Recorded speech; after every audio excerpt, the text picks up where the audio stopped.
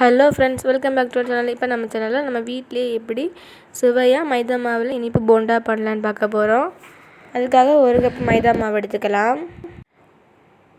1 cup மைதா மாவுக்கு 1/2 cup சீனி எடுத்துக்கலாம். அப்புறம் இந்த சீனியை நம்ம ஒரு மிக்ஸி ஜாரில் ஆட் பண்ணிக்கலாம். அப்புறமா அதில் ஒரு 4 ஏலக்காய் ஆட் பண்ணிக்கோங்க.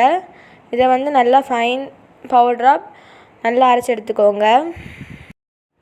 அப்புறமா இதில் தயிர் ஆட் பண்ணிக்கோங்க கொஞ்சமாக.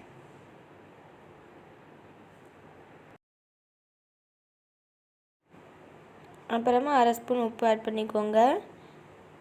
1/2 ஸ்பூன் சோடா உப்பு ஆட் பண்ணிக்கோங்க. அப்புறமா அதில் கொஞ்சமாக ரவை ஆட் பண்ணிக்கோங்க. இந்த மாதிரி நல்லா மிக்ஸ் பண்ணி எடுத்துக்கலாம். அப்புறம் கடாயில் எண்ணெய் ஆட் பண்ணிக்கோங்க.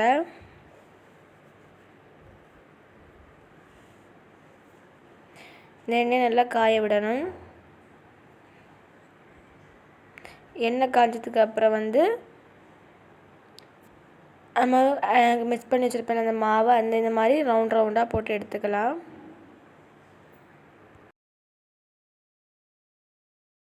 சுவையான இனிப்பு போண்டா ரெடி ஆகிட்டு.